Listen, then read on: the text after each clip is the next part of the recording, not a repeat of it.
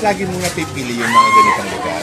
Ako po kasi gusto kong i-share yung mga natatanggap ko pong blessings sa mga kabataan na katulad po nila, yung mga may mga pangangailangan din po. Gusto kong i-share yung mga natatanggap ko pong blessings galing kay Lord. Bakit ito napili mo itong CMSP? Dahil katulad po ng mga kabataan na hindi, tama mo sabihin na orphan po. Gusto kong magbigay ng siya sa kanila. Gusto kong handugan sila ng siya, bigyan sila ng food, pakiligin sila kasama si Bianca. Basta yung all about sharing the blessing to them. Anong naramdaman mo nung dumating si Bianca kanina? Nagulat ako kasi hindi talaga yung na-expect natin. Ang sabi niya sa akin, may lakad siya. So habang sumasayaw, tumatakbo siya papunta dito. So nakakakilig, nakakagulat. So, ibig sabihin pala, nag-uusap kayo tuwing umaga? Of course, kayo nasabi niya may lakad daw siya.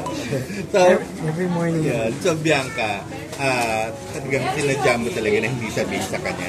Sir, Opo, kasi araw-araw din po kasi kami magkasama. So, gusto ko pong maiban naman na isipin niya na siya lang mag-isa ngayon na may iba yung lakad ko. Tapos, nakakatawa yung tsula ko nung nakita mo. Talaga. Hindi ka lang sumayaw.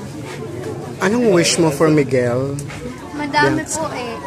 More blessings. Also, sana maging ganyan na lang siya. Sana hindi siya mag-change. Kasi gusto ko na po yung personality niya ngayon. And sana forever din siyang masarap na sa akin.